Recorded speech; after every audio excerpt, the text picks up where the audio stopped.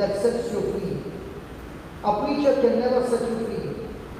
teacher can come and teach you the truth. It is only when you agree to the truth, it is only when you renew your mind, your life gets transformed. Amen? So there are two kinds of faith. The highest kind of faith is Abraham faith, where there is no physical evidence, only the word of God, the written document, which gives you the confidence of operating in faith. For example, when I made a decision to come to Malaysia, I had to apply for my visa. The visa came and the visa said, you have the permission to enter this country.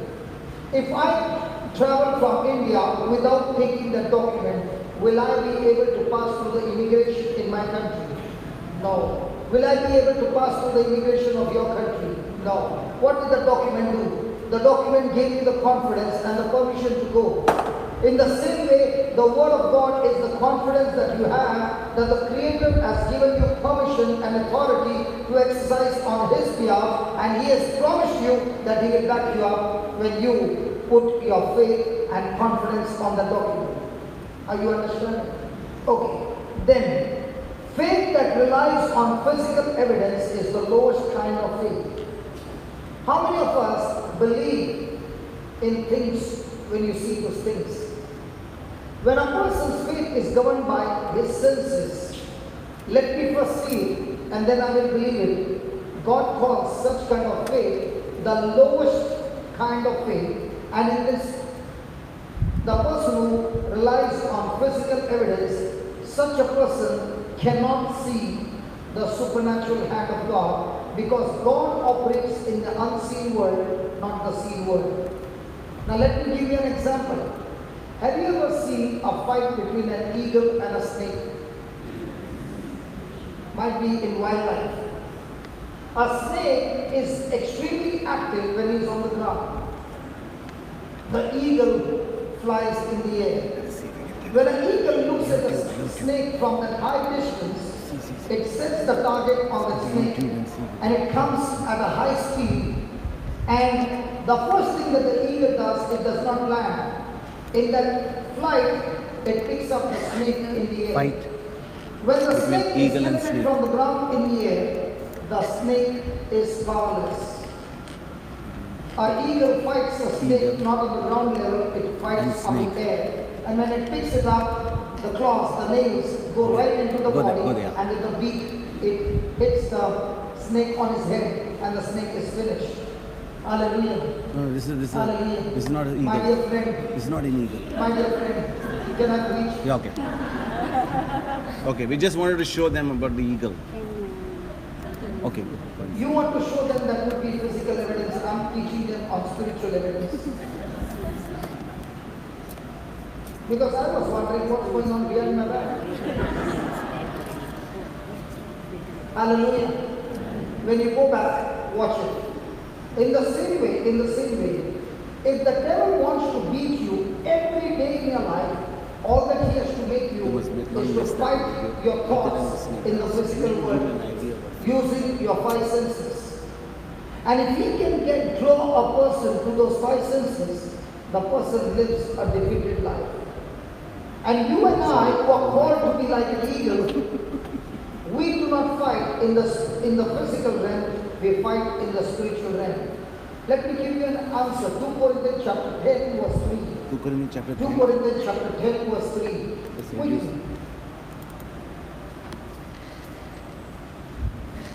Just keep it reduced.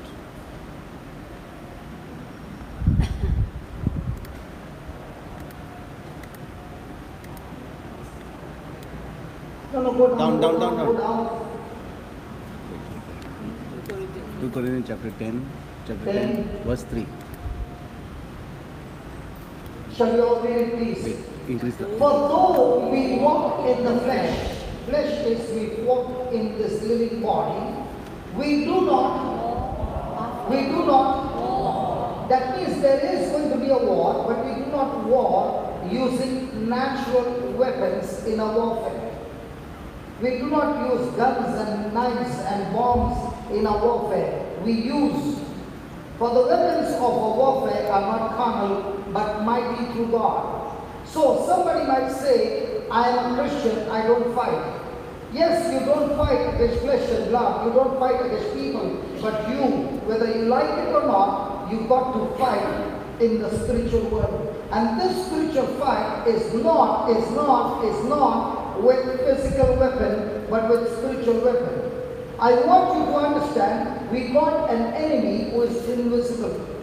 I cannot see the demons, but I can surely see the demonic work taking place in our life. So when a spirit is invisible, the spiritual things cannot be touched by physical things. Spiritual things can be attacked with spiritual weapons. And God is saying, I have given you a spiritual weapon for your warfare. For the weapons of our warfare are not carnal, but mighty through God, to the pulling down of strongholds. To the pulling down of strongholds. To the pulling down of strongholds. What's the meaning of the word stronghold? A stronghold is a knowledge or a teaching that a person has received, and that teaching has become a concrete in his mind. For example, if there is a person from India, a person will have a stronghold which says, when a black cat crosses your path, your job will not be done. When I was in Ireland, they have a stronghold. When a mirror breaks in the house, 7 years will be tragedies. So I told them, if that was the case, that means in Ireland there are no mirror manufacturing company. Because mirrors will break. Hallelujah. Hallelujah. So there are many things that have become a stronghold. Can I get some strongholds from the Malaysian culture? Mirror also is there. Or if the mirror breaks, what happens? Bad luck for how many years? 7 years. 7 years. What about the cat? Yes. What about the lime and the chilies? Lime and cheese. Black cat. There are many things that were taught to us when we were child, and that has got into our mind so much that without even thinking, our action goes ahead. Hallelujah. That's a stronghold. For example, a person says, be careful when you pray for somebody, that spirit will come on you. That's a stronghold. Nowhere in the Bible it's recorded that. Hallelujah. Hallelujah. So my future is in God's hand. How many of you believe that? My future is in God's hand. How many of you believe? After 2 days, 3 days of preaching, your hands are still going up. That's a stronghold. That's a stronghold. That you still believe what you believed before you came in. You heard the word, you heard the truth, but your stronghold is very strong, and that's why you are saying, I still believe my future is in God's hand. Now somebody will say, isn't that true? No, that's not true. Because Adam disobeyed God, and his future was in his hand. How many of you believe God is powerful? Oh, nobody? God is powerful. Come on, how many of you believe God is powerful? God is mighty.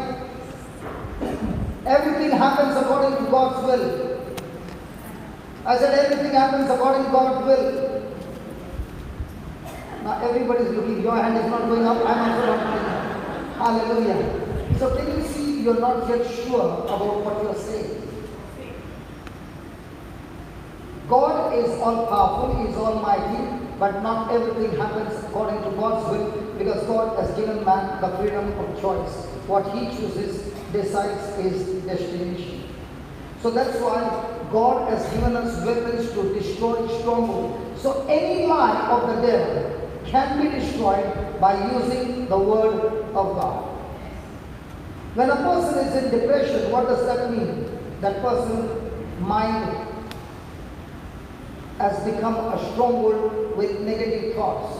As my brother was sharing today, as I was sharing today, that I went through depression. What is the depression? Negative thoughts which have become like a concrete, and those thoughts are controlling my mind. Those thoughts are making me cry. Those thoughts are making me quit. those thoughts are giving me fear, those thoughts are making me even to the point of go and commit suicide. What is that? A stronghold. Now, let me teach you how to break a stronghold. Do you want to know? Yes. Okay. A stronghold is in the mind. Now, is the mind and the brain the same? Who said no? Who said no? Who said yes? Who said yes? Who said no? Why no? Brain, and mind? Brain is physical. So mind, brain. Okay, mind is spiritual because it's a spiritual organ that has got three facilities. It can think, it can feel, and it can choose.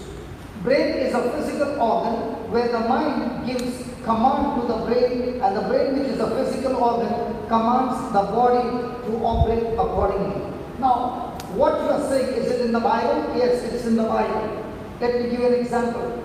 There was a rich man and there was a poor man, Lazarus.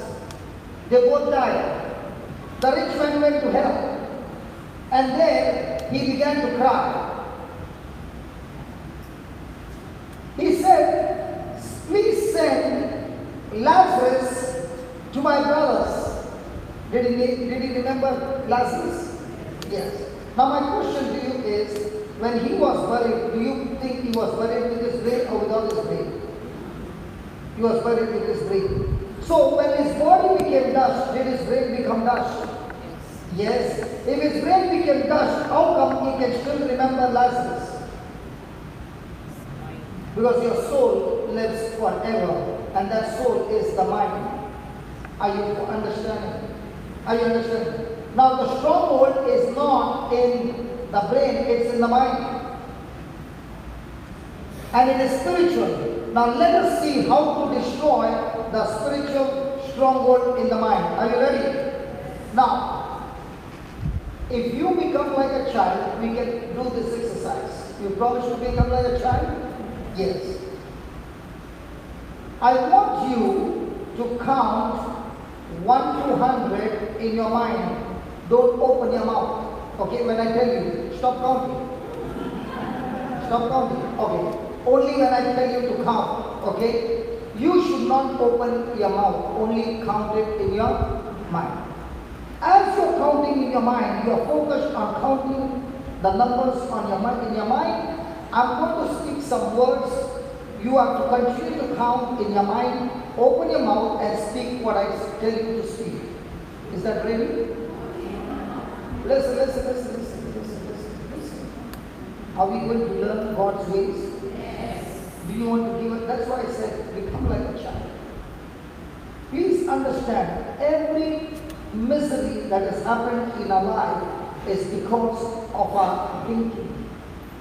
Thoughts are spiritual, and thoughts are the roots by which we produce the fruit. Now these thoughts which are spiritual have to be arrested. They have to be captivated.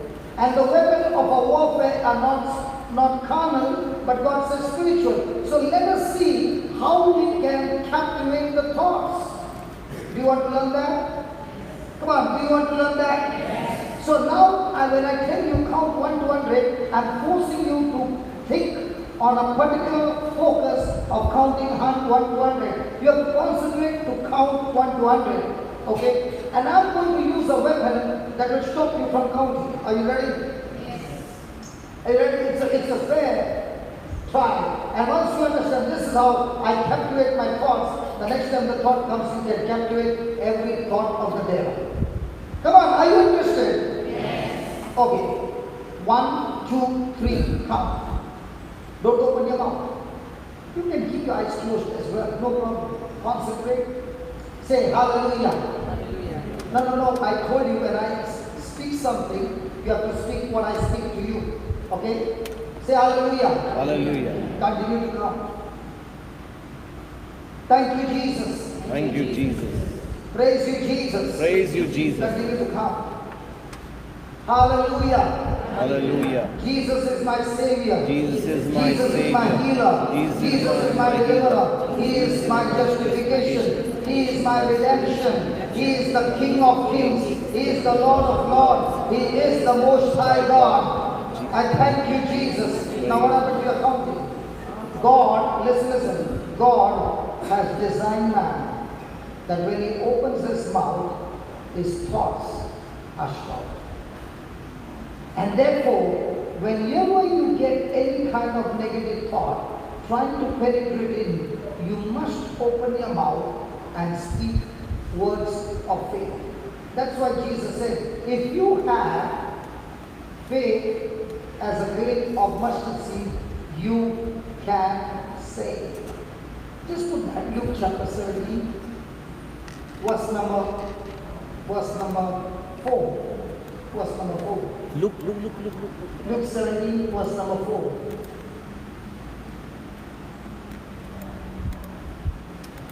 Yeah. Very nice. If you trespass against you 7 times in a day, and 7 times in a day turn again to you, again saying, I repent, you shall forgive him. How many times? 7 times in one day. Whenever you get offended, how much time does it take to get reconnection? Now when Jesus said these words, what happened to the apostles? Now if you put verse number 1, Jesus was not teaching to the apostles, he was teaching to the disciples. This teaching is not for the crowd. Put verse number 1. He's teaching the disciples. Who is a disciple? A disciple is a student who says, I want to learn and study God's way so that I become more like Jesus. That's a disciple. Okay? And Jesus is teaching the disciples and saying, listen, as long as you're breathing, there will be offense. There will be bitterness that will come. But woe to you if it comes from you. And then he says, if anybody is coming against you, you must forgive that person. How many times? 7 times in one day. And then he goes on, and the apostles said to the Lord, what did they say? Hello, what did they say? Hey, what did they say? Because they are saying, Jesus, when you said, forgive somebody 7 times in one day, it's not humanly possible. It is impossible. And that's why they are saying, Lord, please increase our faith, because what you're demanding cannot be done by a human being, but can surely be done by the Spirit of faith. Praise God. Praise God. Now Jesus is going to teach us how you can forgive 7 times in one day and much more than that. Interested? So we'll learn it next time when I come. Oh, now. Do you want now or next time? Now. Hey, now or next time? Now. Next time? Now. Next time? Now is the topic on forgiveness? Yes. Did the apostle say increase of faith? Yes. Now Jesus is giving us an answer how you can forgive. Listen what he says. If you have faith as a grain of mustard seed, you might say to whom? You might say unto the sycamore tree, be thou plucked up by the root and be thou planted in the sea, and so who is supposed to obey whom? The sycamore tree, when I talk to it, it shall obey me. So if I can speak to the sycamore tree, can I speak to the spirit of unforgiveness now? Yes. And will it obey me? Yes. That's how you forgive. You and I cannot forgive when there is a spirit of unforgiveness ruling over my mind. The spirit of unforgiveness will make me bitter. But when I rebuke it and I command it to leave, Jesus said, it shall what? It shall what?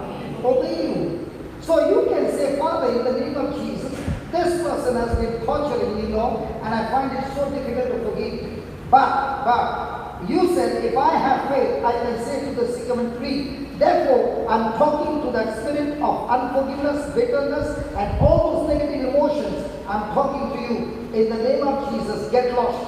Get out of my life right from the root. And Lord, you said it shall obey me. So, spirit of unforgiveness, bye-bye, never to see you again. Get lost and don't ever come back again. And I thank you, Lord, it has to obey me. And now that I'm free from the spirit of unforgiveness, Now, Father, in the name of Jesus, I choose to forgive this person. I choose to bless this person. I choose to do good to this person in Jesus' name. Now, did you plant the seed? When does the person get a fruit? When he plants the seed or when it matures? Come on. So now, every day, what are you going to do? Water the seed. What will be your watering? Thank you, Lord, for giving me the grace to forgive this person. Thank you, Lord, for blessing this person. Thank you, Lord, for doing good in this person. Now comes the time when the person comes face to face. You know what happens? You feel sorry for that person. You feel merciful for that person. You feel compassionate for that person. That is why the key to the kingdom of God is you've got to be poor in spirit. The more and more you're poor in spirit, you're no longer looking at your life. You're looking at your life a blessing to others. You're no longer interested in what can I get from somebody. You're more interested in what can I give to somebody whose life can change and that person also can enjoy the kingdom of God. Hallelujah. Are you following? Yes. Because you're no longer interested in prophets of this earth. You're interested in the prophets of the kingdom of heaven. And once your focus is changed from earth to heaven, every day is a life of joy. Every day, you're not interested in what are your benefits. You're always interested, how did my life get benefited to others? My question to you is, these 3 days we spent, did it benefit you in one small way? Come on, I'm asking you. Yes. That means my life has been fruitful. And if a person is every day looking at his score, that more and more people is able to see to it that they are benefited, his life becomes life in abundance. That's the secret. Hallelujah. Hallelujah. Let's come back. Where were we before the scripture? In 2 Corinthians 10 was 3. Stronghold. Okay, just put that back. Back. Yeah. Come down. So do you understand the stronghold? Hello, do you understand the stronghold? A person who is in depression is a person in stronghold. How do you destroy it? You destroy it with the word of God. The more and more your ears are hearing, what comes in? Faith. Faith comes in. When faith comes in, what will faith do? Faith moves mountains. God never moves your mountain. All this time, what were you doing? Asking God in prayer, God, please move my mountain. And God is, Jesus said, I'm not supposed to move the mountain. You are representing heaven on earth. You are my representative. You are my ambassador for Christ. And I want you to open your mouth and speak to that mountain and command it to move in my name. And you will see it shall be moved. I'll give you an example. A person kept saying to that mountain a problem to move, and the problem is saying, I'm still here. The next day he said, thank you Lord, the mountain is moved. The mountain is saying, I'm still here. The third day he's saying, the mountain is moved, Lord, I thank you. And the mountain is saying, I'm still here. 1 month has gone by and he's thanking God and he's saying, Lord, I thank you for the mountain is moved, and he's saying, I'm still here. Do you know what is happening? The more and more you are thanking God, your word is not operating on the outside, because Jesus' word did not touch the tree from the outside, it touched the root from the inside. It ate up the root. In the same way, when you are thanking God, your word is going and eating up the root of that mountain, eating up the root of that sickness, and every day when you are thanking God, not on physical evidence, but on the word of God, a time comes when the mountain has been completely scooped by your word, and there is only a shell remaining, and that shell collapses one day. That's how it works. There was a pastor, this is a real story, there was a pastor, and he was preaching on faith. He had a beautiful topics on faith, and he began to preach on faith. There was a revival, the church members became stronger and stronger, and the numbers began to increase. The old members who were in the church was small, and now when the numbers increased, he took a part of the parking lot and made a position for people to sit. Now more and more people came. And he took the other side of the parking lot and extended the church. The old members were very angry with him and said, listen, we don't have any place for parking. So he said, okay, on Thursday night, come for 3 hours of prayer and we will push the mountain which is behind the church building, behind, so that we get a parking space. And only those who have faith to push the mountain come. So he had 3 hours of praying, speaking to the mountain to go back so that they could have a parking place. After speaking those promises, he began to thank God for God had answered his prayer according to Mark 11:24. Is that right? Some of the people after the service went back to see how much the mountain had moved. The mountain had not moved even an inch. Hallelujah. Hallelujah. The Thursday prayers were over. On the Sunday, everything was the same. And this pastor spoke during the Sunday service. Next Sunday, you can come and park your cars behind the church. There's going to be a big parking space because God has answered a prayer and He has moved the mountain behind. Praise God. Monday morning, he was in his office and he said, God, I've spoken the word according to your word in faith. As he was speaking to God, thanking God, not knowing what to do, a man walked into his office and said, we have got a plot of land a little away from your place.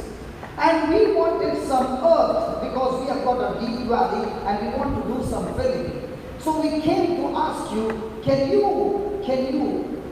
give us some of the earth and we will bring our equipment and we'll finish the job. We need your permission. Can we cut a part of the mountain and take the soil to fill up the valley? And he said, okay, what's the deal? He struck the deal for so much money. Praise God, all the vehicles came. They began to cut the mountain. In 3 days, they cleared up everything. They made a beautiful parking space, a big space. And by the time people came on Sunday, they saw that the parking lot was there. Let me show you how it works. Give me Mark 4:26. Let me show you the principles of faith. How does it work? Kingdom of God is like a seed. Please read. And Jesus said, so is the kingdom of God as if a man seed. Now when the pastor opened his mouth and said, thank you Lord for the parking lot, did he cast the seed? Yes. Because remember, the word coming out of your mouth, the word is a seed. Did he speak the word of faith or did he speak the word of doubt? Faith. Hello, did he speak the word of faith or doubt? Faith. The word of faith. And then what did he say? And he should go to sleep and rise night and day. And what happens to the seed? Hello, what happens to the seed? The seed shall sprout. The seed shall grow. And the best part over there is, he knows not how. Say that.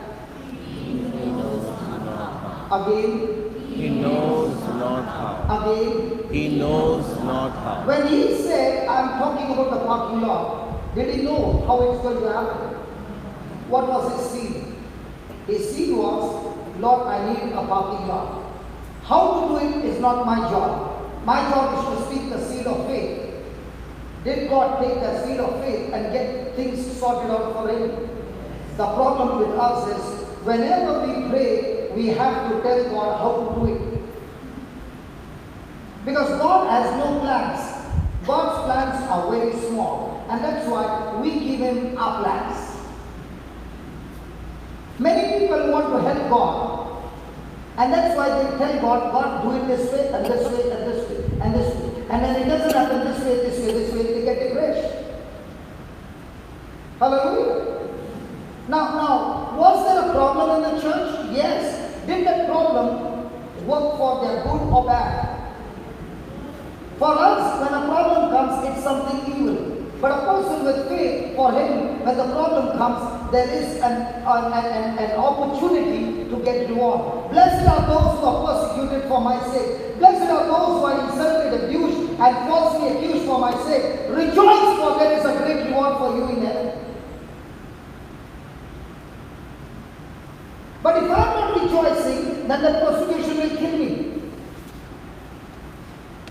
But when the persecution much, I can see in the document, when this happens, you told me to rejoice. And I'm going to rejoice. And now I'm so sure that I'm a prophet of God. How do you know you're a prophet of God? Because the Bible says the prophets were treated in the same way, like you are treated right now for doing good. Wow! Praise God. So now, is it a time for rejoicing? Is it a time for celebration? Or is it a time for sitting and crying and asking everybody to pray for me? A person who looks, okay, praise God. If I change my glasses and put red glasses, how will I see you? Which color? Red. If I put green, if I put black, so the problem is with me or the lenses by which I see. When a person is looking to everything with the lens of the Word of God, he can only see faith operating in every problem and giving an opportunity to rise higher. If the lens is of fear and emotions, that problem, when he looks with terror and fear, and he gets crushed in that problem. The problem is what? The problem is with problem, or the problem is with your lens? Can you see, please? Can you understand, please? This is the last hour. I understand 2.5 days you did not talk to me. At least now, before farewell, can you talk to me? I might not see you in the whole 2019. I don't know. My brother will surely see you, but I don't know about me. So can we talk the last 1 hour, please? Or are you annoyed with me? So can we talk? Okay, put that again, 2 Corinthians 10, verse 3, 4, and 5. Isn't the Bible so interesting? Hello, come on, talk to me. Hallelujah. Okay. Hey, 2 Corinthians 10. Go back. Go back. Yeah. Verse 5. Go down. Because I want to get the verse 5. I like that. Casting down imaginations.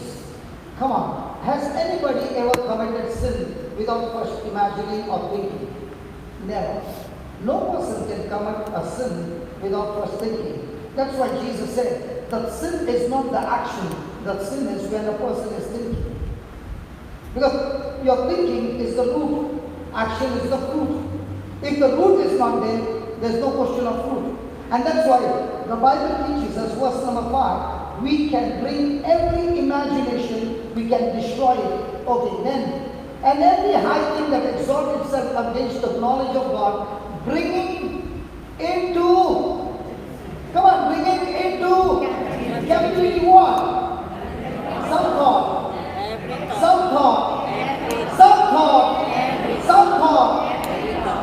If he said every thought, that means, can you bring that painful thought into captivity of Christ? Can you bring those negative thoughts into captivity? Because if you are not going to bring those thoughts into captivity, those thoughts will make you a captive. Have you ever heard a word called bondage?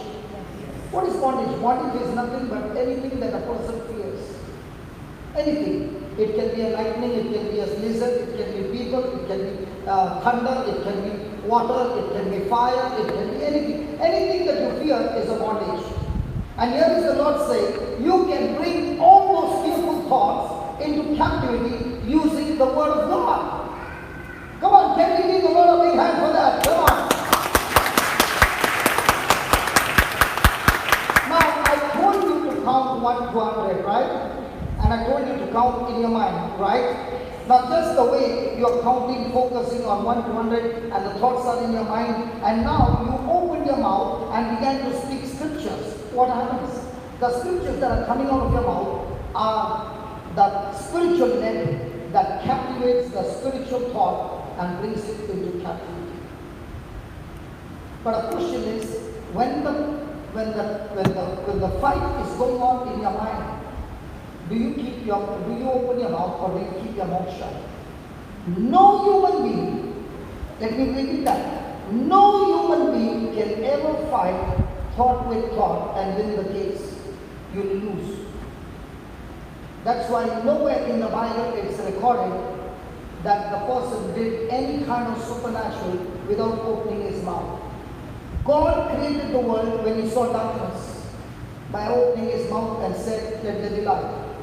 Jesus did every miracle by opening his mouth. Moses opened the mouth and spoke to the Red Sea. Come on, every supernatural you see, the mouth has to be opened, the words have to be said. So every time you say a word out of your mouth, and you keep saying till you get the thought into captivity. That's the exercise. That's the way you win over your battles. Every time you lost your battle, you did not lose your battle in the physical. You lost your battle first here. When you lost your battle here, what you lose here will be seen outside. When you win the battle here, you will see the battle won outside. Amen.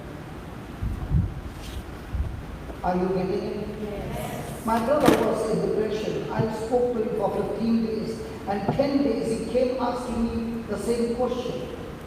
And I said, God, how do I deal with him? And God said, ask him whether he's a man or a woman. Now, what a silly question that is. But when I began to ask him, he said, why do you ask me? I said, I want to be sure. He said, I'm sure I'm a man. And I said, if you can be so sure that you're a man, can you be so sure the one who has written for you, the word of God, is a creator? You can make mistake, I can make mistake, he can never make mistake. And if you believe that he cannot make mistake, can you tell that word and say, from now on, you are my authority, I submit to you, I do not ask questions, but I only agree with you. The day you do that, brother, you are free from depression. And he realized that, and after that, he was free from depression. He had to bring those thoughts into captivity. How do you feel? The wife is booking the ticket and the husband is ready. He goes up to the airport gate and turns back and says, I can't take the flight. One ticket is gone waste. Go on to buy another ticket, gone waste. And I'm telling her, buy one more ticket. What must be coming to the mind of a wife? Hey, 2 tickets are gone waste. And do you know when you buy the ticket at the last moment, what is the price? Do you understand? The battle is not small, my friend. The battles that we go through are very, very big. But in those battles, when you prepare yourself with the word of God, you walk fearless. Today we saw Elisha and the servant. Did they both face the same trial? Yes. But was the result the same? No. If Elisha was not there, the servant would have been there. In the same way, my friend, you are going through the trial. How do you know you are going to win? You're going to win only when you win the battle in your mind first. When your mind is filled with rest, when your mind is full of confidence, now no matter what happens, you are stuck to the word, and that word will bring forth the manifestation. Amen. Hallelujah. Hallelujah. Put the slide, please. Reduce. So, do you understand the physical evidence and the spiritual evidence? Now, are we going to shift from physical evidence to spiritual evidence? Yes. Okay. Faith based solely on what God said in His Word is the highest kind of faith.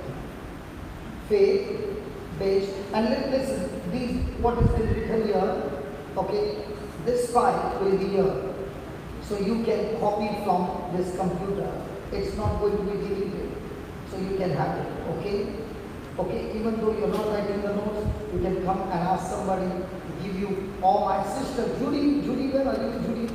You got all the numbers, please ask their email and you can send them on. It will be a good home delivery for them. I know you got a lot of work, but you do it for the Lord, and that seed that you're planting in their life, the Lord will reward you greatly. Is that okay? Yeah, praise God. Or else you can give the numbers to my brother, he can also do that. Hallelujah. There, he's already gone. Hallelujah. There is a faith formula believers can follow to get from the problem to victory every time. Can you read that last one? There is a faith formula Believers can follow to get from the problem to victory. How many of you want from problem to victory every time? There's a formula. So let's go and study the formula. Interested? Okay. The first one. There are two kinds of faith in the Bible. Thomas only believed Jesus had risen when he had physical evidence. My question to you is, whatever problem you are going through, are you willing to say, I will believe only when I see the physical evidence? And if that is your case, your problems will kill you. Because a person who is not even a Christian, he too believes what he sees. You don't need to be a Christian. What's the difference between a Christian and a non-Christian? A Christian is saying, I'm Christ-like. Christ did not believe in physical evidence, he believed in the words of his Father. And so also I, a disciple, a follower of Jesus, I'm practicing, I'm training, and I'm practicing, I'm training, I'm practicing, I'm training to rely, to teach my senses to shut down and to believe in the Word of God in action. Hallelujah. Hallelujah. The lowest level of faith has to be physical evidence in order to believe. So are we operating on the lowest level of faith or the highest level of faith? You must ask a question before you leave this church. All these years that you lived and you saw those healings and miracles that happened, was it because of your faith or was it because of God's mercy?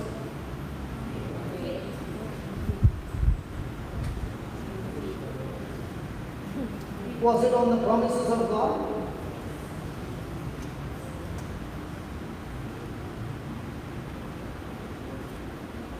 I did not get healed by faith. I got healed because of God's mercy. God knew somebody else's faith when that person was preaching, but it was purely the mercy of God. God heals me first time with mercy. He heals me second time with mercy. He heals me third time with mercy. Fourth time he stops healing me because he doesn't want me to be a baby all my life. He wants me to grow, and the growth comes when a person makes a decision. I will no longer live on mercy, I will live on faith. Hallelujah. That's why when you see a non-Christian coming, the first time he walks in, he gets healed instantly. Why? Because God has to show who he is for a non-Christian. But then a time comes when that person also has to make a decision whether I will live by faith or I'll continue by sight. When a baby is small, the mama holds the finger.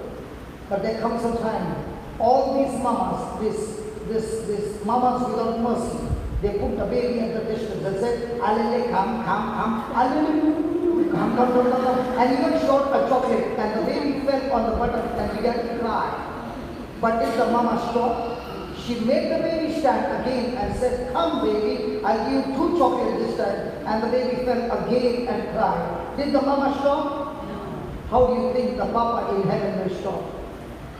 Because the mama knows the baby is not only fit for walking, the baby can run, the baby can climb, the baby can jump. The mama knows the potential, and that's why she's not satisfied when the baby is standing in a drunken style. The first time, because the mama knows the baby's potential is much higher. In the same way, the Father in heaven knows the potential, what you have, because He's the one who has put that potential in you. He's the one who created you. Hallelujah. Hey, do you remember when we were small? I'm not talking about this generation. I'm talking about our generation. In our generation, we used to have a film and 36 photos in that roll. Do you remember that? Yes. And when loading, we would see to it that it is not exposed. And then while clicking, we would choose, because every number would say 1 less. Is that right? And then we would finish the roll, and then we would put it in an envelope and take it to the shop, and that person would give us after 1 week, and then he would give us a negative. And when you get the negative, you look at the negative, what do you see? You can't see anything. But that same negative, when put in a dark room, and the light is passed through the negative, out of that negative comes the positive. And that same God is saying to you, I need to develop you. And to develop you, I have to take you on a journey called dark room, where you are all by myself, you are all by yourself, and that's where you and I talk about all the hurts, about all those negative things happening in your life, and then you allow the gospel light to go through that, out of that comes development. Out of that comes the life of Christ. And when the process is over and you come out, people can recognize that this person has changed. Why? Because this person made a decision to stay in that dark room where God was working with the gospel of light, irrespective of all the negative things he went through. And those very negative things became a trump card for him, because through those negatives he began to understand God's love and how to use God's love, how to use the word of God, and how to get victory in his life.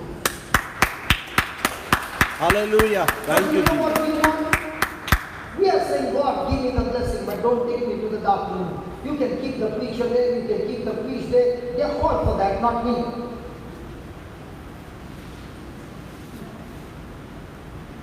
Because if God blesses you without building you up, that blessing will tear you apart.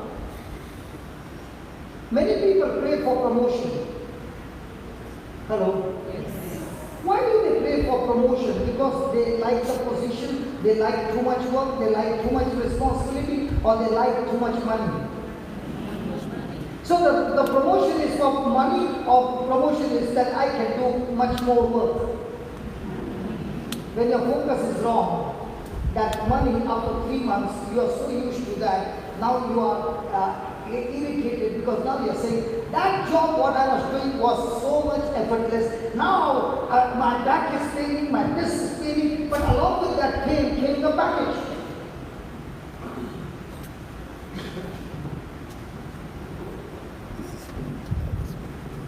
So before God can give you a promotion, He is taking you into the dark room to work His gospel where He and you only have a talk.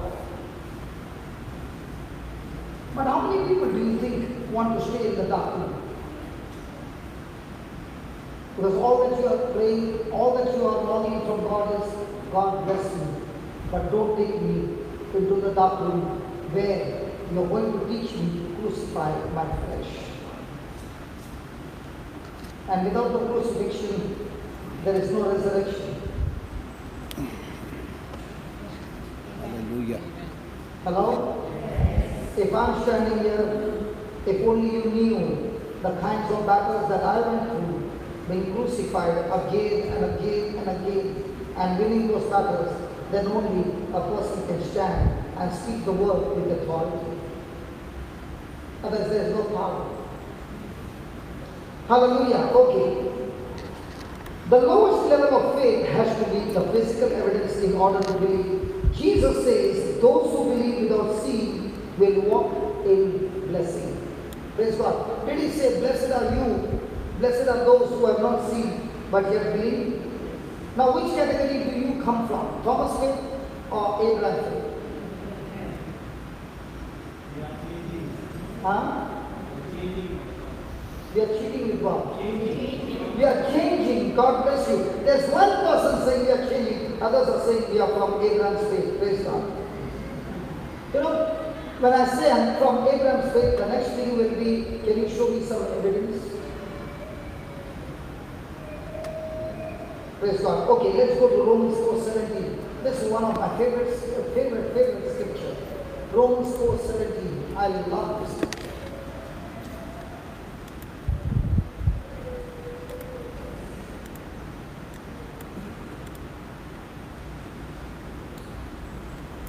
Please read it. As it is written, I will make you, I will make you, I have made thee. I will make you, I have made thee. I will make you, I have made thee. I will make you, I have made thee. I have made thee the father of many nations. Before him in whom we believe. Pause.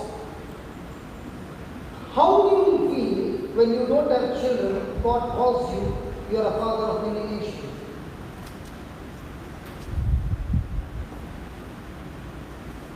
Come on, even if he lives all his life, say 800 years or 1,000 years, can he get a nation?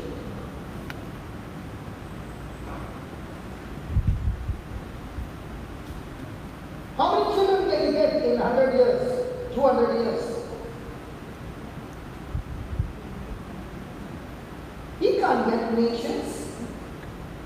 But the Bible says, Abraham believed. Abraham believed. Now, before he believed, there is a word called before him. Before him. Some Bibles will say, in the sight of God, in whom he believed. In the presence of God, in whom he believed. How does a person get into the presence of God? Where are the singers gone? Where's the singer? Do you sing that song, Enter His Gates? What? Complete the following. Enter His gates with enter His courts with. So how do you enter the gate and the court? Thanksgiving and praise. Now, do we practice thanksgiving and praise inside the church or outside the church as well?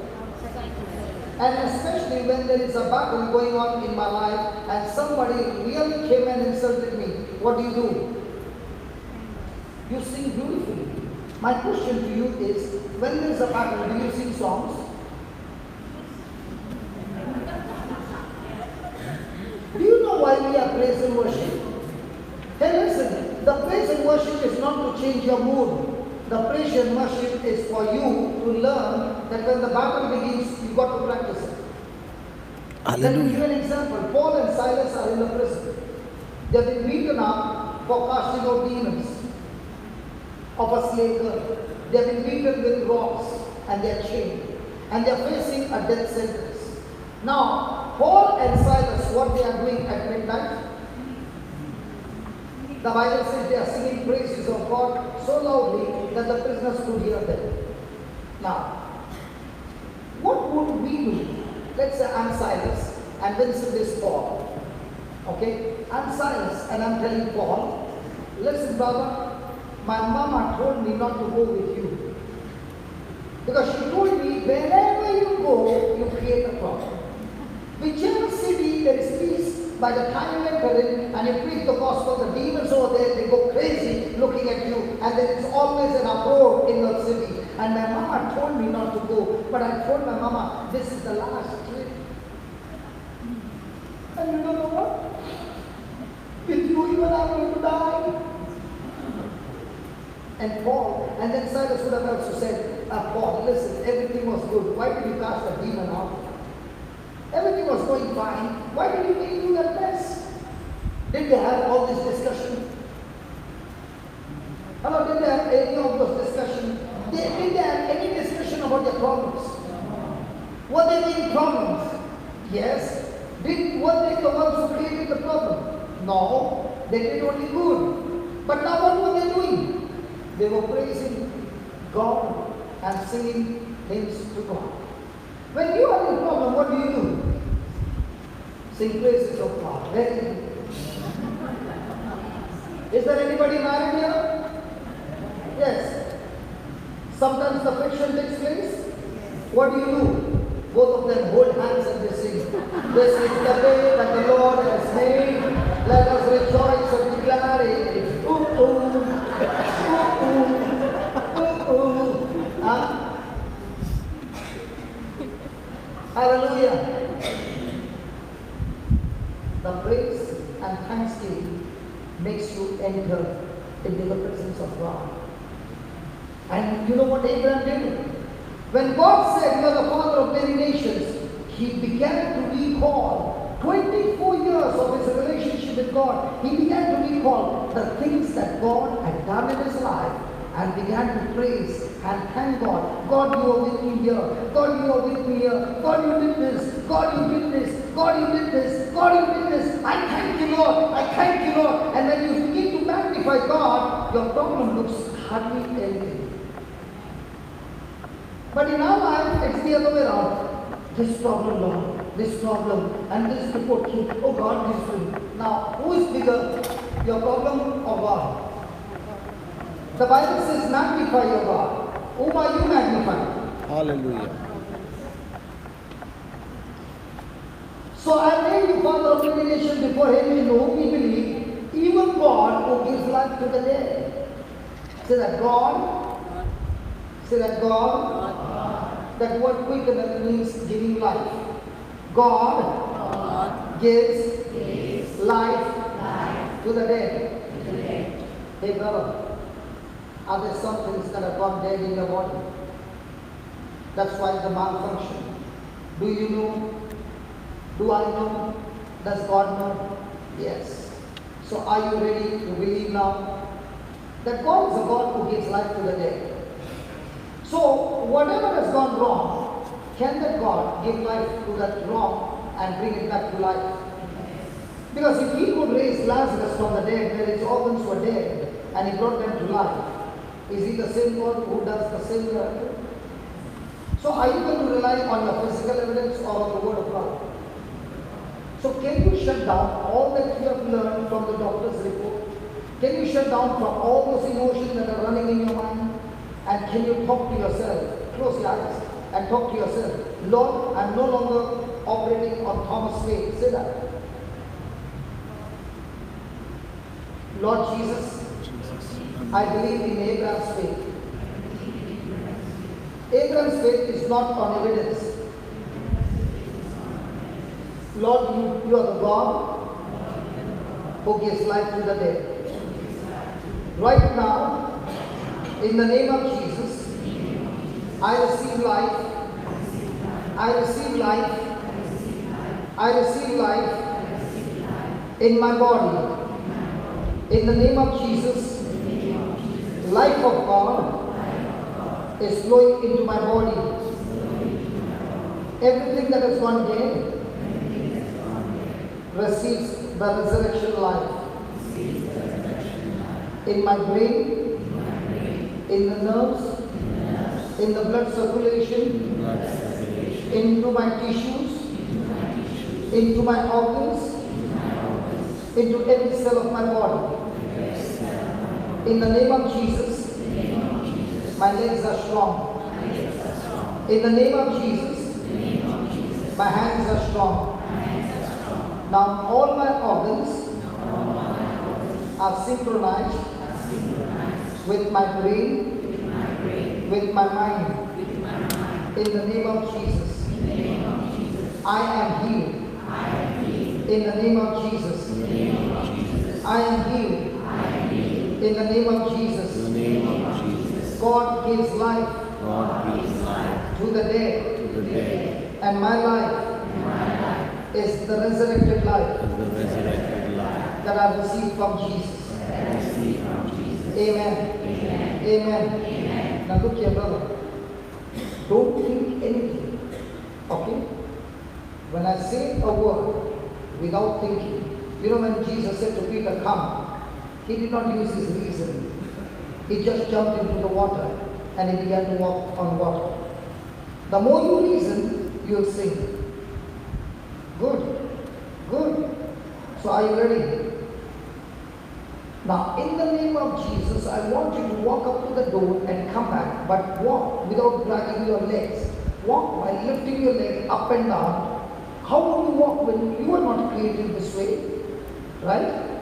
Walk the way you used to walk. Put that in your mind. Take your time. Take your time. Close your eyes. Concentrate and say, Lord, because I'm healed, because I believe I'm healed, I'm not looking at the physical evidence. I'm looking at Abraham's evidence on the word. Lord, you said you are the God who gives life to the dead. I receive that life in my body. And I'm going to exercise my faith now. And when I exercise my faith, I will no longer drag my leg, but lift my leg and walk straight. I'll march like a soldier. I'll move my hand like a soldier in the name of Jesus. Come on, get up and walk. Come on, come on, come on, come on. Come on, come on. And keep saying, thank you, Jesus. Come on, walk faster. Keep walking fast. Don't drag your leg. That's beautiful. Come on. Keep walking faster. The numbness is gone.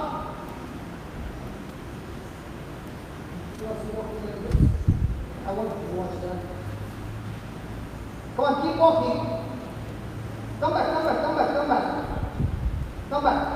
Come on, walk. How is it? How are his legs? Much better. Yeah, keep walking. Keep walking. Keep walking. Good. Good. One more. One more.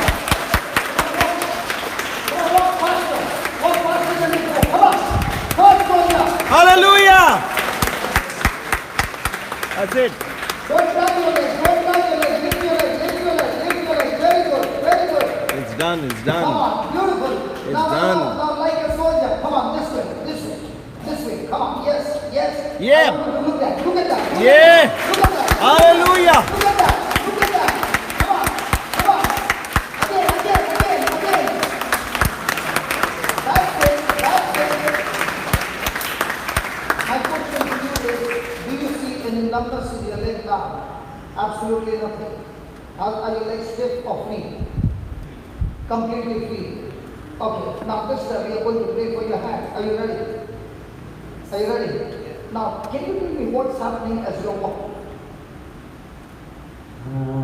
Okay. Freer now. Body is lighter. The body is like that, and what else? Getting better. Feeling better. The stiffness is gone. It's gone. The numbness is gone. Numbness is gone. Now, this time when you're going to walk with your hand, you're going to walk this way.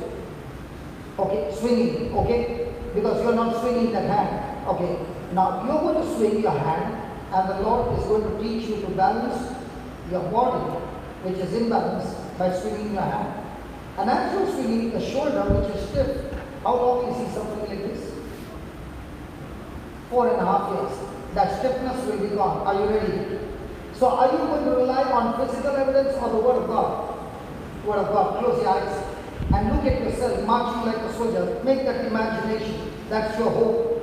And now say to that hope, your faith. Say this: Lord Jesus, I thank you that you are the giver of life.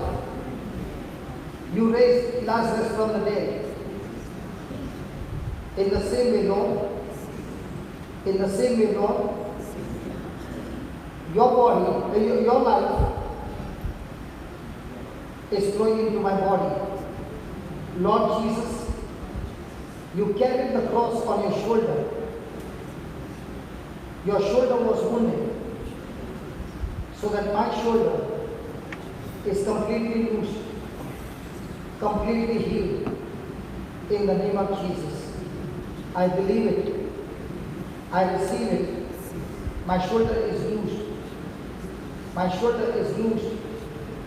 My shoulder is loosed in the name of Jesus. My arms are loosed. My nerves are loosed in the name of Jesus. Now walk this time marching like a soldier with your hands swinging. Yeah, go ahead. Thank you, Jesus. Thank you, Jesus. Yes, yes. Come on, yes. Swing it. Yes, swing it. Come on, yes, swing it. Come on, yes, swing it. Beautiful, beautiful, beautiful. And keep saying, I'm healed in the name of Jesus. Keep saying that. I'm healed in the name of Jesus. Come on, yes, yes. Your hands are becoming straight. Come on, come on, come on. Yes, it's straight. Yes, it's straight. Yes, yes, yes. Come on, thank you, Jesus. Thank you, Jesus. What is arms straight like this? Or you want to be going up like this? His hands are going down now. After 4.5 years, we'll play one more time. Are you ready?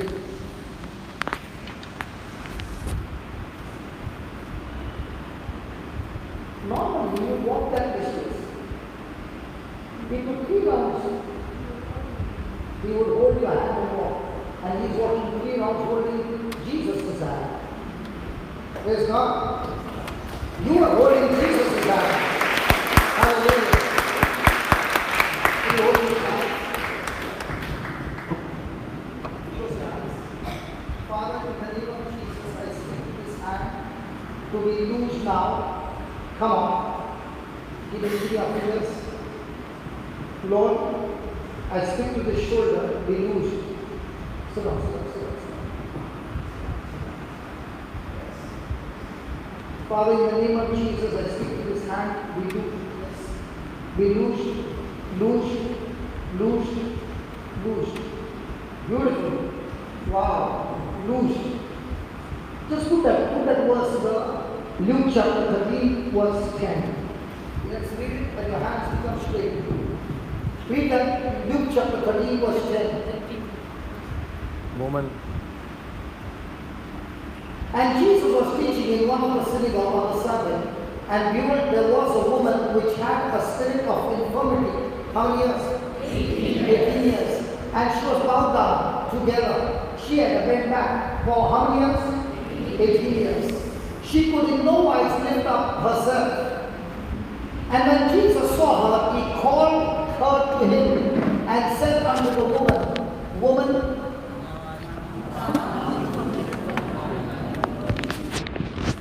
so what did Jesus say to the woman? You are loosed from thy infirmity. And he laid his hands on her, and immediately she was made and glorified God. So what am I going to say to you? Dear brother, you are loosed of your infirmity in the name of Jesus. Are you getting it? Whenever I say a prayer, I will never say my words.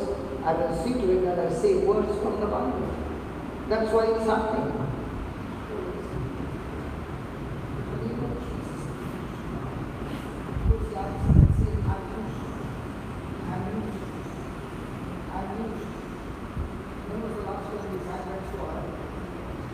Never want to argue.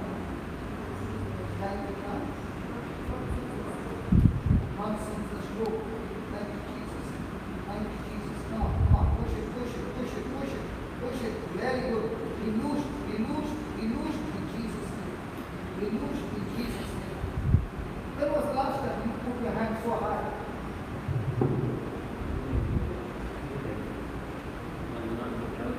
Never that high. This is not physiotherapy. This is word therapy. And how many years physiotherapy? 2 years. This is word therapy. In 3 minutes the hand goes up. That's the difference. Hallelujah.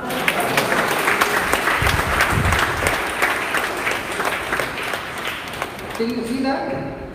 Now you know the scriptures. I want you to use those scriptures every day. Every day say to yourself, in the name of Jesus, I'm loosed. Why? Jesus used that word, loosed. And when he said loosed and he laid his hands on her, at once the spirit of infirmity was gone and the body was made straight. After how many years your hand went straight up? 4 years. Did I say before starting that I'm going to preach to you, my friend, and we are going to see the miracle? Come on. And you got a great faith to believe, and that's why it's happening. Thank you, Jesus. Is the Lord teaching us something here, my friend? Now, everything that you see and every prayer that is said, is it said just anything I want or scripture? And when you speak the scripture, is that hand getting loose? Is that leg getting loose? Is his body becoming straight?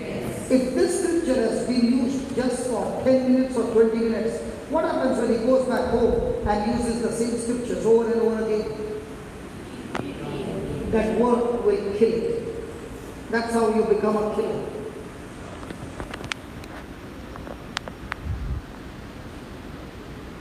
Are we using faith? Yes. Thomas faith or Abraham faith? Abraham faith. Thomas faith will say, he's like this for 4.5 years. What makes you think it can be healed?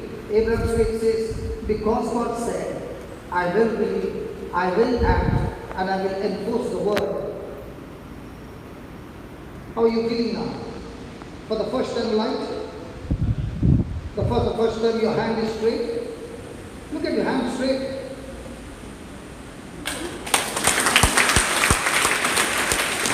Your hand used to be always folded. And now you're putting your hand straight. Put it down. Straight. Did you ever see his hand straight? Come on, put it straight down. Yeah. Can you see his hand straight? Can you stand and show the people? Put your hand straight. His hand was always this way. Sit down. Do we need to learn more about this? Or you want to go home? You know what I've decided to teach and take a bus from here and go to the airport direct. Because I will be going to take another flight to go to Japan. And that flight is in the morning. We will be spending a night at the airport. That is how we live our life. Night at the airport, waiting for the flight, land and start a job one more time. Praise God. God calls those things that be not as though they were. Just put that Romans 4:17. I'm going to teach you something more.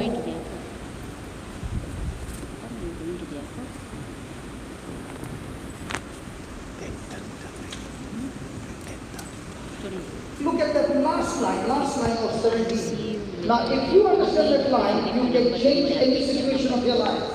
Let's read it together.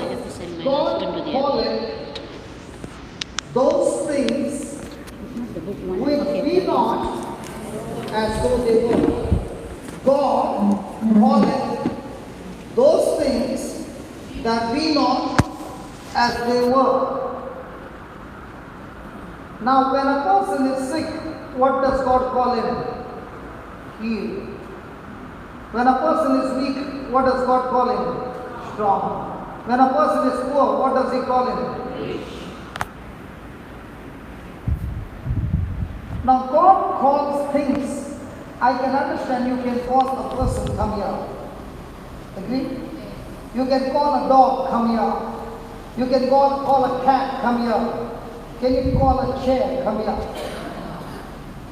No. My question to you is God calling things? Please read it. God calleth those things. Okay, let me put it in an example. In Malaysia, do you have fishing with a rod? Have you seen a picture or have you really seen it? Yeah, I can see. Okay, there is a rod, then there's a line, there's a hook, there's a bait. Correct. My question to you is, before the person can go fishing, does he believe there is fish in that water? Can he see the fish? Okay, is that clear? Okay. He takes the rod and there's a line. And at the end of the line, there is a hook. And on that hook, he puts a bait. And then he throws. The bait goes inside. And the fish comes for the bait. The moment it eats, there is a jerk. And when he pulls it, that hook gets stuck to the mouth. And he can get the fish back. Right? Out of the water. Is that right? Now, the rod that he has in his hand is the love rod. Because everything in the kingdom of God operates through love. The line that is there is the word of God. Are you understanding? Yes. The hope that is there is the faith. Hallelujah. Hallelujah. Hallelujah. Thank you, Jesus. Thank you, Jesus. And the bait that he puts on that hook is the confidence. And then when he throws it, it is the person speaking his faith with confidence. It goes into the spiritual realm and pulls it from the spiritual to the natural. I will give you examples of how I speak in faith the scripture. For example, for the ministry work, I need some cameras. For example, this is a camera right in front of me. And this camera, I was searching for a camera because every time I go alone, I need a camera to do the recording. But at the same time, I need a professional who knows to operate the camera. But this particular camera is 9 cameras in one camera. I can put it over here, set all that before the teaching, and the camera does the editing auto. And this camera also does the broadcasting. Now I saw this camera and I started saying, God, I need this camera, and this camera is only sold in US. So I began to speak to this camera and began to say, Lord, you said, you shall supply all my needs. This camera is for the ministry. It's not a luxury. It is a need, and I need it before I go to UK, I think to Ireland. Before I make a trip, Lord, I need this camera in the name of Jesus. And I began to speak to the camera. Now, do I have the promise? Do I operate in love? Do I have the faith? Yes. Do I have the confidence? Yes. Do you know, in 3 days, somebody calls me from US and says, hey brother, I'm coming to India. Is there anything that is needed for the ministry work? I said, yes, I need 2 cameras. He says, okay, just send me the link and what are the cameras. By the 5th day, the camera is with me.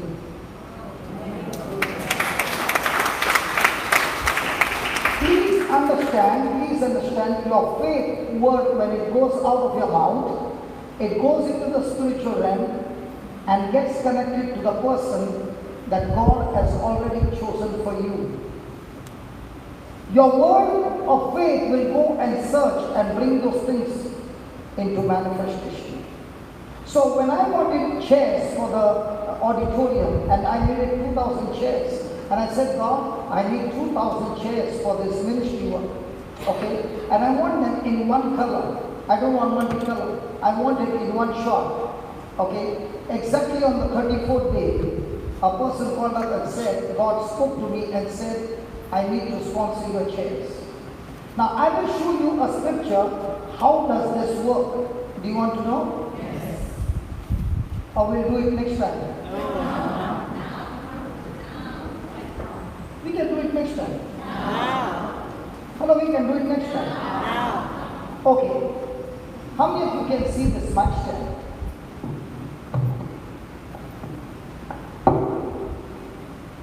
How many of you can see this mic stand with your eyes? This mic stand speaks to me every time I touch it. Because when I got touched and I began to serve the Lord, as I told you, I did not have a house. I did not have money to eat food when I started my journey with the Lord. And as I would teach the people,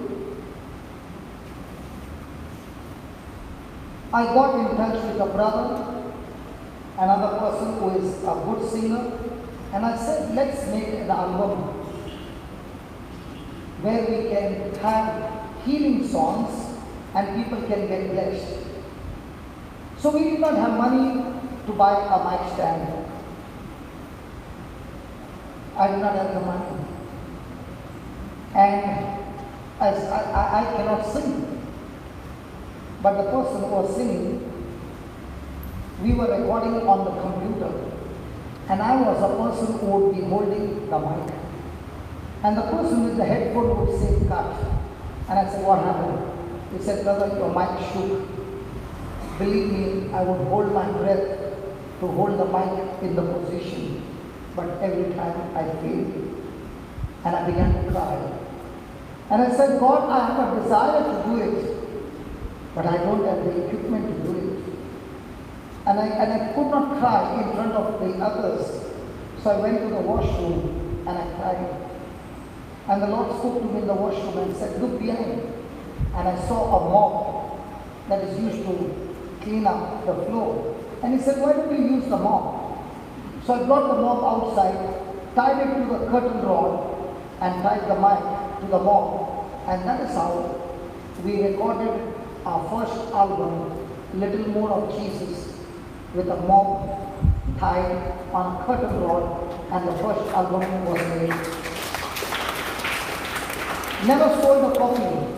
I would record it, burn the CD. In 1 hour, I would get 4 or 5 CDs, and throughout the day, look out for somebody whom I could give those CDs free. Never in my life have I ever sold a single copy of what God had given me the gift.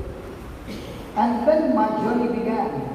And one day I came across a testimony of a man of God. And this man of God was longing for an organ, a musical organ. And I was also longing for a musical organ. I had taken somebody, borrowed somebody's organ. And there he began to teach on Habakkuk, put that Habakkuk, chapter 2, verse 1, 2, 3 and 4. Never heard this word before? It's there in the Bible. And the Lord answered me and said, write the vision, and make it plain upon tables, that ye may run that readeth it. For the vision is yet for the appointed time. The vision is yet for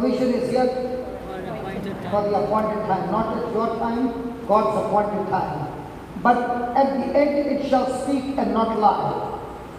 Though it delays, wait for it, because it will surely come. It will not tarry. Behold, his soul which is lifted up is not upright in him, but the just shall live by faith. So this person who was sharing the testimony, he shared a testimony like this. He had a great desire to worship God, a poor man. And he said, God, I need an organ. And he came to the scripture, and the Lord said, write your vision. So he wrote a vision and said, Lord, I need an organ, this company, this make, this model number, and I want this organ to serve you, to worship you, and to glorify you. And then, every morning he would get up, carry his organ, an imaginary organ, from his bedroom, go to the living room on the table, keep the organ, plug in, and open the set and start playing. Was the organ physically there? No. Was the organ spiritually there? Yes. And he would do it every day for 6 months. Supposing your husband does this for 6 months, you as a wife, what will you think? Has gone cuckoo. Is that right? Yes. But this man would not stop. 6 months later on, a man rang the bell. When he opened the door, he said, take it. And then he said, at least now I will have peace. So the man said, I don't know you, and what is this? The man said, this is an organ. For 5 months God has been telling me to buy an organ and give it to you, and I've been delaying, and I've got sleepless nights. Now that I've given you, I can go to sleep. He said, wait a minute. He opened the organ and saw, and he began to read. The organ was the same make, the same model that he asked God for. Hallelujah. When I heard that, I said, Lord, that means this man had become pregnant with an organ. If he can become pregnant, then I also can become pregnant with things. So this brother who was there with me, I said, hey brother, I heard this testimony. Are you willing to become pregnant? He said, yes. So I said, what make are you looking for? He said, I'm looking for car. What model? 80. I said, okay, let's make a prayer. And he wrote down his vision on the cupboard where he goes to work every day. Morning he takes off his shirt to where he has put it there. He would read it and give thanks to God. We had gone on a mission, and that early morning, this brother was vomiting. Early morning. So the girl who was in intercession, she said, I think our brother is not keeping well. I said, don't disturb him. It's all right. It's absolutely normal, because that is morning sickness. So she said, I did not tell him. His wife is vomiting. I said, the brother is vomiting. I said, you don't know, he's pregnant. So she waited for him to come out. And the moment he came out, she said, hey brother, I heard you are pregnant. And he began to cry. He was crying. And I said, what happened, brother? He said, brother, when you said that is morning sickness, that's exactly what I'm feeling in my spiritual womb. I can feel the baby moving in my womb. And I know my organ is so close to me. And he began to weep, and the power of God hit all of us in the room, and we were worshiping God. That happened on a Sunday morning. We finished our mission and we reached on Monday morning. Early morning and Monday morning we reached, and that night, Monday night, it was past midnight. A brother came to my house and he said, the Lord woke me up and he said, I want you to take this money and give it to this brother. He knows what to do. And I said, why?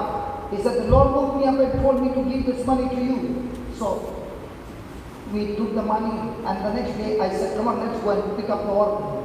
Do you know, God is my witness. The money that he had given and the price of the organ was exactly the same. Not 1 rupee this side, not 1 rupee that side. Exactly the same. I had learned a formula to become pregnant by faith. From that day on, I keep becoming pregnant, and I've delivered after delivered after delivered so many things, including the auditorium. Because this is called as spiritual pregnancy. Calling things. Now you will say, how can you become pregnant with whatever you want? Let me show you how you can become pregnant. Give me 2 Peter 1.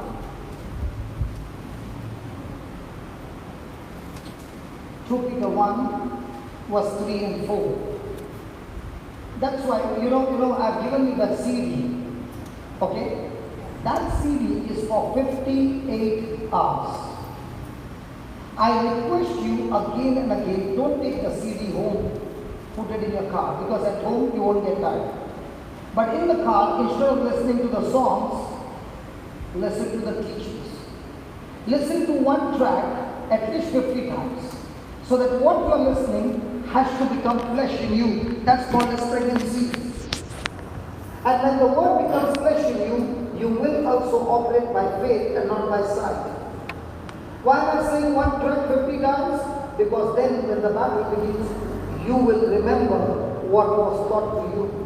Do you know what is your future? Your future is nothing but what you choose to remember.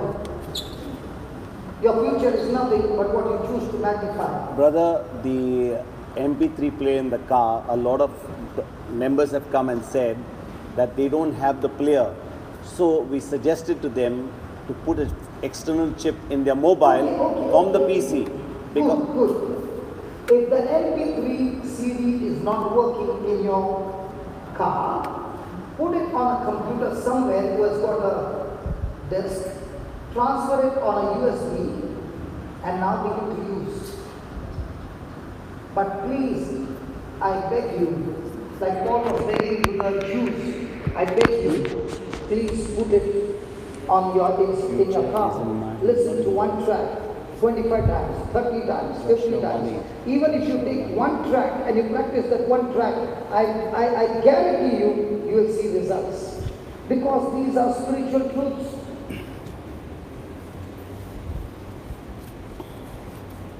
Can you see what I spoke to this man, and can you see what happened right before our eyes? Here is a wife who is saying, I have not seen these things yet, what she has seen now in the last 4.5 years. How many evidence does God need to give us? Nothing in the kingdom of God comes free. There is a price to be paid. And what's the price?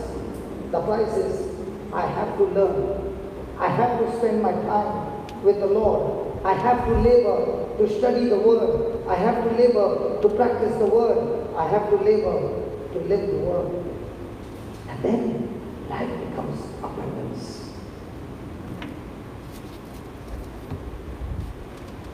Okay, read that.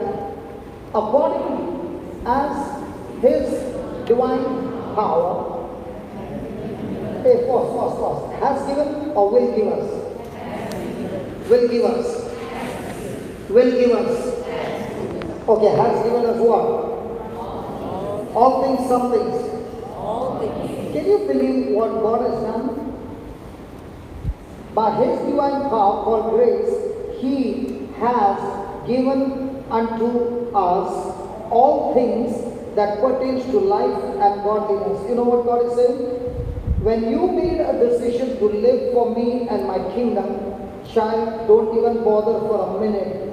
Everything that you need to fulfill the purpose that I have for you has been deposited in your account. Hallelujah. Thank you, Jesus. None of you are looking happy. Now my question to you is, if your dad took some of his money and deposited in your account, now whose money it is? Hello, whose money it is? Now he needed the money and he went to the same bank and told the same manager, I deposited my money in my child's account. I want to withdraw some money from my child's account and put it in my account. What will the manager say? What will the manager say? The same way the Heavenly Father is saying, I cannot operate for you because all that you need is in your account. I cannot withdraw from your deposit and give you because you have to withdraw from your deposit and take what is yours. I hope you understand banking. I hope you understand banking. Yes. So, He has given unto us all things that pertain to life and godliness. How? Through the knowledge of Him. If you don't have the knowledge of the Word of God, you will not know what is yours. You will not know what is your inheritance. You will not know what is deposited in you. And therefore, how does it look a person? You know, this actually happened in our rehab center. We found our old man on the roadside. We picked him up and we brought him to the center. He was drunk, so he became all right, and he loved the chicken, he loved the ducks, and he was with the hens and all that roaming, and he was looking after them, and we were also happy. The old man was happy, we were happy. But one day, somebody recognized him, and they came and told us that this old man, in the village where he is, everybody knows that he is missing, and we don't even know that he is alive. His relatives, his family members have been searching for him for a long time. So I'm going to contact the family members that we have found him. And then the person said one more sentence. Do you know, this man is the owner of hundreds of acres of land. He's a millionaire. But because he does not know, where was he? Lying down on the street. And that is the time the Lord said to me, isn't it the same condition of my children?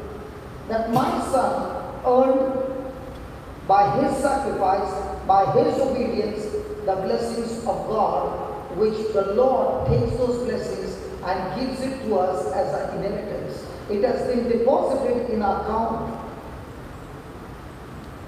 And what has been deposited in our account, we will come to know only through the knowledge of God. And now that you know what is in the deposit, you can withdraw it. Look what he says, whereby are given unto us exceeding great and precious promises. God has given us those promises, that by these promises, you might be partaker of His divine nature. We don't use the promises to get blessings of God. We use the promises, first of all, to become like His nature. And the more and more you become a partaker of His divine nature, the more and more now you will see the blessings that He has given you will manifest in your life, and you will be able to escape from the corruption. Look over there. Having escaped the corruption that is in the world through lust. So if a person is sick, does he need to escape from that corruption called sickness? Yes. And what's the way out? The promise of God. A person is in financial crisis. Does he want to escape from that? What's the way out? The promise of God. Somebody has got a problem in the marriage. Do you want your marriage to be restored? Yeah. What's the way out? The promise of God. Somebody is in depression. You want to be free from depression. What's the way out? The promise of God. Whatever you are looking for is in the checkbook.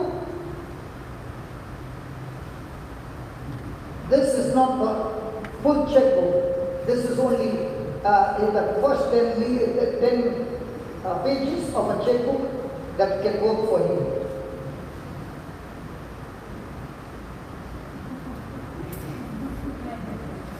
If you find it difficult to find the big checkbook and find out the promises, we have done something easy for you. The promises are here. You can take it, speak it out of your mouth, believe it in your heart, begin to live that promises. You will find through these promises, first of all, your nature will change. Through these promises, you will find that now those things that are corrupted in you will start dying and you will escape from the corruption that is in this world. Is it written? So if I'm doing God's work, do I need to worry about who is going to pay my bills? No, I need to use the checkbook. I need some resources, Lord, to build it. Now I'm constructing the building for 500 boys. Do I need the money? Yes. Where do I look for? The checkbook. Will the money come? It will surely come because it's coming for the last 21 years. So which one is better? I look at you and make you my God, or I look at God and make God my God? Which one is better? I look at you, I'll get this much. I look at God, all my bills are paid in full. Which one is better? 10 minus 7 is? 700. 7,000. 10 minus 7 is? 7,000. No, 100 he said. He did not say 1,000. 10 minus 7 is 700. 700. But do we believe that? You know what is the Bible? The Bible is a love relationship between God and you. And the more and more the relationship becomes stronger, the person begins to trust and commit himself to God. Hallelujah! Hallelujah. I think I gave heavy stuff now. Okay. Come, Judy. Please welcome my sister Judy.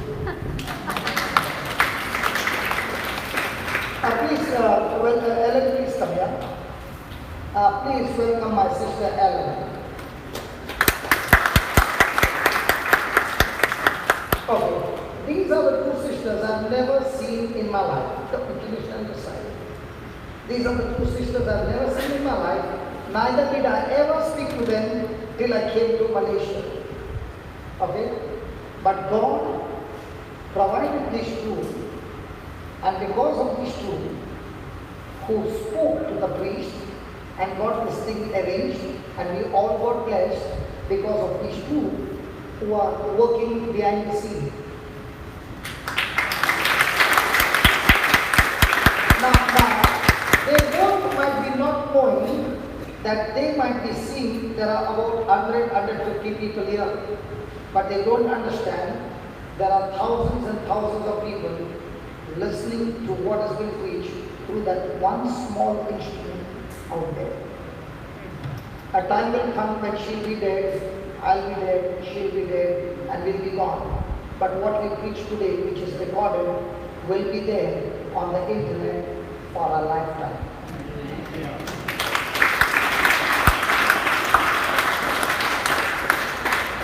So please do not underestimate yourself, because you don't know the potential that each one has. When you go, today that song was there at the end, you know, the last song, I controlled my tears because it was saying, Jesus reigns. Let us get up and go and reach out to somebody for Jesus reigns. And let us go and tell that Jesus is my Savior, Jesus is my Redeemer, Jesus is my healer, yes? Jesus is my Lord. Are we doing that? Or have we become too selfish? Praise God. Earlier on, Brother Johnson said that to send out the emails to you all. You see, we only took the names. So I would like to ask you all to go back to your individual PECs, those who have registered, to give your telephone number, your full name, and your email address. So once I collate everything, then we will send it out. And you can send it the link of Yes. videos as well. Right. But I need to have your email, your telephone number, and your name written properly. Pass it to your PEC leaders. Because if you WhatsApp, you will get lost because there is so many, and I will not be able to control. So give it to your BEC leaders, and when they meet at the big court, I will collect everything, and then we will work together. The team will work together.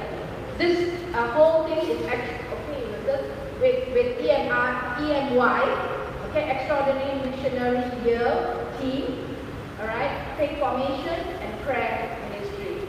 Together we did this in 10 days actually. I just want to say something. I want to thank Father Edwin, who was very quick in responding and who gave us this. I just want to say about the WhatsApp. What do you want? Why we want their WhatsApp? Request if all those who were, everyone who attended this session, if you really like it, please let him know, because it was a blessing that he said this whole thing is going to be a blessing, and I think it's good if he knows that it really became a blessing to all of us, and also of course like what Brother Johnson said, it will go out to many more from, through every one of us. Thank you. Okay. Hallelujah. Now I have come to your house, is that right? Yes. Can I invite you to my house? Yes. Okay, in the month of June, from the 1st to the 10th, we are having a retreat in English. Now, from the moment that you land in Goa, to the time that you are put back to the airport, all other expenses of your travel from Goa, the stay, the food and everything is absolutely free.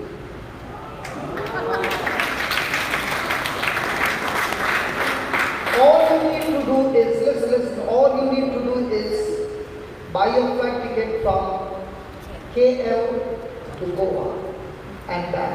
And if you can book your ticket now as a group, you get concession as well. Okay, what are the numbers that you can come? 100 can come, 200 can come, 400 can come, 500 can come. We have ample place for everybody. Okay, and when you're going back, don't go in 10 days, stay 2 days more so that we can take you around Goa in different churches, and that also will be borne by us.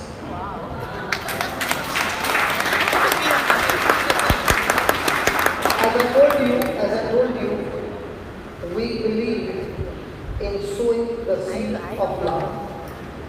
And when that seed of love is sown into your life, what you have received freely, you will also go and bless others freely. The scripture that touched my heart when the Lord touched me was, whatever you have received freely, go and share with others freely. Amen. Amen? Amen. So please work out with the people around here in KL, in other parts of Malaysia, work it out, make groups and come. And please, my brother Vincent is there. Vincent, can you give your phone number, please? Please. So, we are cancelling. Brother, and please announce that you have applied for visa also. Don't forget to apply for visa. Okay, the invitation letter for visa will be given by us.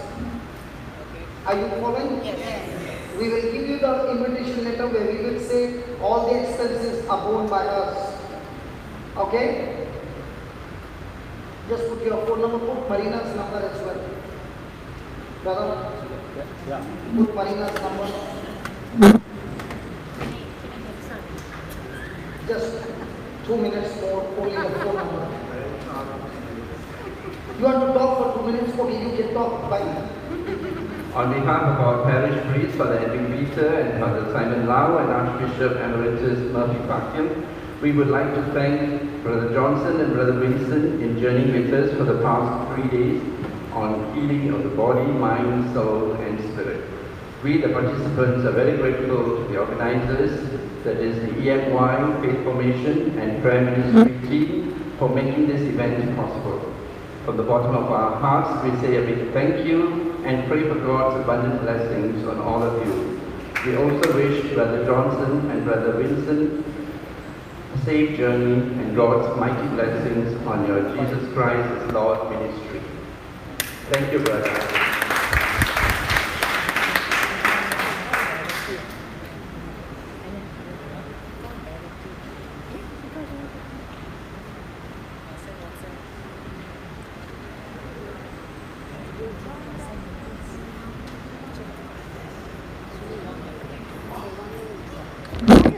The website. The website. And we certainly hope to see you again soon. Second.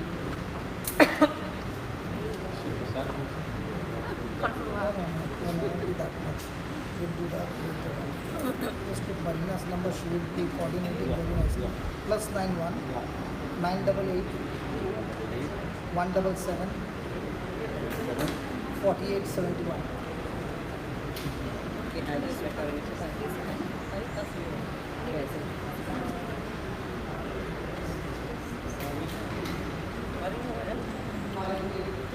Hallelujah.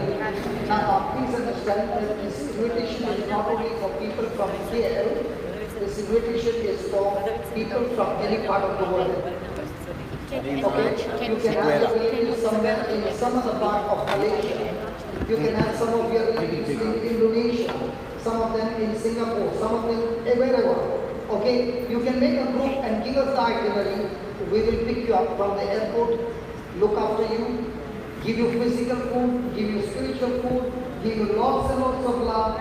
By the time you take your flight, we want you to turn into missionaries, coming back to your country and be a blessing to your country. Okay, soldiers? Can I get a salute from the soldiers? Praise God.